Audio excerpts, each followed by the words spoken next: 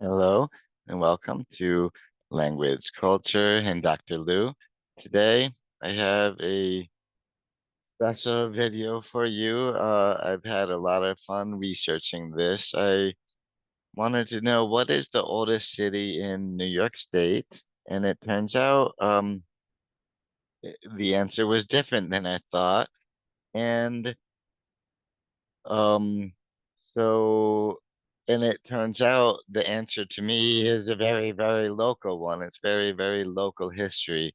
And and during my research, I also figured out how the oldest city in New York State is one of the oldest in the country. And it was pretty important during the Revolutionary War time and everything, and during colonial times. So let's get on with it. And here are some cities that I was looking up in my research to see how old they were compared to each other in New York State. And um, these ones I all felt are pretty good ones to mention, like Buffalo, for instance, super famous, especially for its wings and all that, or the chicken wings. But Buffalo is not even close to being the oldest city in New York State. It was founded in 1789, which is pretty old as far as the US is concerned. Did you know that 1789 is the same year that George Washington became the first president? So Buffalo is pretty old, but not old enough to be the oldest in New York. And then, so moving into slightly older would be Troy. So this gets into the Capital District in New York State. And Troy was founded in 1787. So that was even before George Washington was president, but certainly long after the English had colonized this into being the colony of New York. Um, so that's not as old as New York State European history goes. We've got another city from the Capital District, Schenectady. That is quite a bit older than Troy, and Schenectady, founded in 1661, is actually that was back when this area, the Capital District, well, the Hudson Valley from the Capital District all the way down to New York City, when this was all part of a Dutch colony called New Netherland. And so Schenectady is quite old. And same goes for Brooklyn and New York City. They were both in that same area. Brooklyn is pretty old, 1636. It was founded as a village, but on the island of Manhattan, even before that in 1624, the Dutch founded Fort Amsterdam, and which 2 years later, 1626, turned into New Amsterdam. And that kept being New Amsterdam until 1664 when the British took over the city and they took over the whole colony and then turned it into New York. And so those are some pretty honorable mentions as far as fairly old and important cities in New York State. And by the way, Southampton, the first English settlement in New York State, was 1640. So that one is not even as old as Brooklyn or New York City. And no, so what was the first settlement in the first European settlement in what would become the state of New York? That would be also the first Dutch settlement in North America, uh, was Fort Nassau, also known as Fort Van Nassau. And this was on a little island on the west bank of the Hudson River. Uh, and that little island back then was known as Castle Island. And it's gone over under a few names: Castle Island, Patroons Island, Van Rensselaer Island, and Waterloo Island. It's had lots of names over the years, but these days it's not actually an island anymore. It's connected to the mainland, and it's in the part of the city of Albany that we call the Port of Albany. So it's fully connected to the mainland. And so with its origins and with the establishment of Fort Nassau in 1614, that makes Albany, New York, the oldest city in New York State. And Fort Nassau, it was a little trading post, and they put it like way down on the island on the river, right near the bank, right near the West Bank, so they could be right near the river and be successful as a trading post because they already knew that the Native Americans would come to this river to swap furs and things like that. And so we were talking around here, there were the Mohawks and the Mohicans, which were sometimes at war with each other. But anyway, so Fort Nassau was on this little island they called Castle Island, which is now part of the mainland, Albany. And and so this was short-lived, but pretty important for the Netherlands because this was their very first foothold, very first settlement in North America, and of their colony that they were calling New Netherland. And that's in the little map right below me. Um, in the green part is all what was New Netherland. These days, as you can see in New York State, it's pretty much all the way up the Hudson Valley, up all the way, including the Capital District and all of that. That was all in New Netherland, as well as a little part of Western Connecticut, and some on Long Island, New York City, all that, and all of New Jersey, even a little of Pennsylvania, all that was New Netherland. And so Albany was in the north, well, Fort Nassau anyway, was in the very north part of that New Netherland. And so it was a pretty successful trading post for a couple years. And they started, well, people started inhabiting the area. But unfortunately, Fort Nassau was kind of short-lived because they had decided to put it so down near the water, so down near the river, the Hudson River, which at the time they just called the North River, because Henry Hudson had explored the area a little bit, but they didn't name the river after him yet. So it was the North River, and and so they decided to put it be so close to the water for trading purposes, being trading the furs and all that. And problem was that area was so low down that it would flood every spring. So they pretty much had to, within a few years, uh, reconstruct, redo it. And so that is what begat Fort Orange. See, since the Dutch, it was, I think, the West India Company, didn't want to give up the possibility of this trading post. And they wanted it to be as successful as possible. They founded Fort Orange, which was named after the same family that Fort Nassau had been named after, and it's still on that little small Castle Island right nearby. So they built it. And the reason why the name Fort Orange and why the name Fort Nassau is because the leading noble family in the Netherlands, their name was the House of Orange Nassau. So both of these forts, although the new fort built had a slight update to its name, still after the same family. And so Fort Nassau ended up sticking around a lot longer because they built it nearby, but on slightly higher ground. And then around Fort Nassau, they started, there was folks who started building a village on company land right around the fort. And that village would end up being called Rensselaerwick or Rensselaerwick. I'm not sure how you would exactly pronounce that. But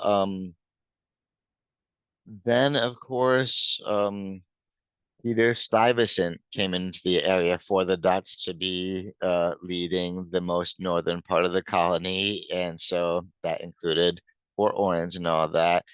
He liked the idea of the village being there and growing, and he said, "Good, let it thrive." But now we're gonna name it. It's gonna be called Beverwyck. And so Beverwyck was that little village that had grown from around the fort, and of course, that's an interesting picture right there. This is of well, Beverwyck way back when. And note the church in the middle, the first Reformed church, the Reformed church anyway, in the middle of it. That church is still there to this day. It's the oldest church in Albany, and it's the oldest church anywhere near here. I'm not sure if it's all of New York State, possibly, because it was built for the people who lived in Beverwyck and in who worked in Fort Orange. So it's way back then. And although it was a very growing village at the time, it started out as a bunch of dirt roads with about 100 or so houses lining them and all that. And it just grew and grew and grew. And eventually it had grown big enough where it could just absorb Fort Orange into part of it. So Fort Orange became part of Beverwyck. And Beverwyck remained Beverwyck until the English took over the, well, first New Amsterdam, New York City, they landed there first, took that over, and thereby they took over the entire colony of New Netherlands. So they renamed New Amsterdam, New York, and part of New Netherlands ended up becoming New York colony. And so that at that time, that's when the Dutch word Beverwyck wouldn't be used anymore for the name of the city, and then it became named Albany. And so that's why Albany, because the English eventually took it over. And so now Albany, of course, has been the capital of New York State since 1797. Very, very long time now. And we have a pretty unique skyline with the Empire State Plaza and Corning Tower, the Egg, and all of that. These are pretty recognizable things, pretty unique to this area. And the aerial shot in black and white is from long, long time ago. I think centuries ago. That's why there's not even any Empire State Plaza there yet, and that's why Albany hasn't grown quite as bit yet, but it was already looking like quite the city. In Albany, we're pretty small as far as cities go, at around 100,000 people these days, anyway. And I think that might be part of why we often get overlooked in the history book, even though we're one of the oldest cities in the United States. And we're the oldest city in New York State. We end up getting overlooked, I think, because we're small, but um, we were around in the colonial times and in the Revolutionary War times and all of that, just like these other better known places, better known in history, like Philadelphia. Not as old as Albany, but it's pretty old. In 1682, it was founded. And by the way, Philadelphia, that's where was the capital of America during the American Revolution and all that. That was Philly, and that's why we know of all these important documents being written and signed there and all that. And like I said earlier, Albany is also older than New York City because for Amsterdam, um, which was founded in 1624, became New Amsterdam in 1626, and then New York in 1664. And so 1624, that still makes it a decade younger than Albany because Albany started as Fort Nassau, of course. And then another important city we hear of during the about the Revolutionary War, Boston, Massachusetts, right? The Boston Tea Party, all the patriots around there.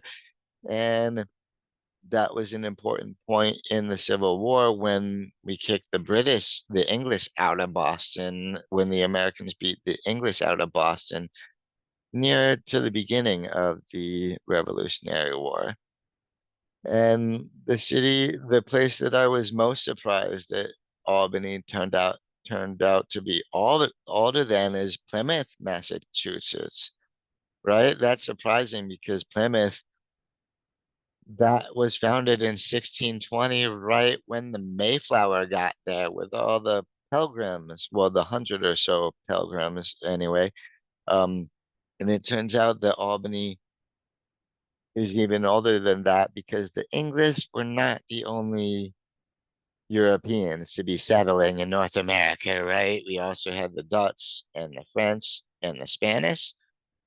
And so Plymouth, not even the oldest city in America, but of course Albany is not the oldest one either because I guess the first English settlement in North America was Jamestown, Virginia, and that I think is 1607. So that's just 7 years before Fort Nassau was founded for Albany.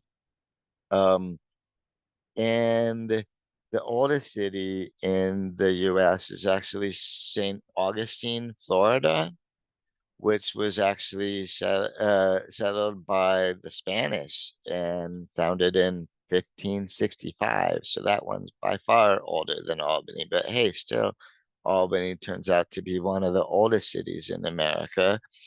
And it was important historically in Revolutionary War times as well.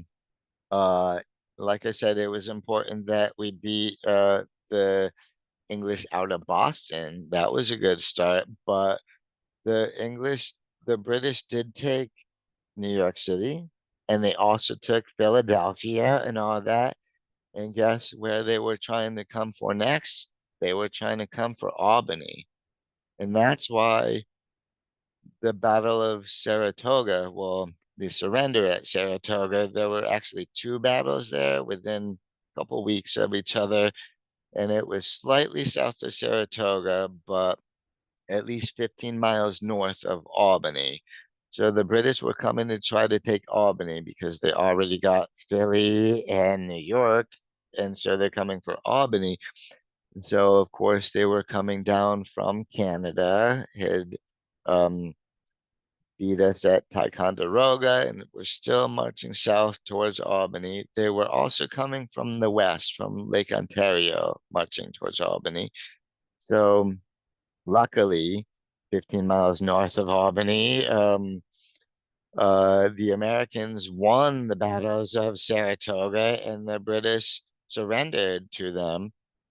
And that was a huge turning point in the American Revolution, where America started taking back more and more ground from the British, and we would eventually go on to win the war. And one no notice that was in 1777. Like I said, Albany's been the permanent capital of New York State since 20 years after that, 1797. Um, and that's not just a coincidence. And so there you have it.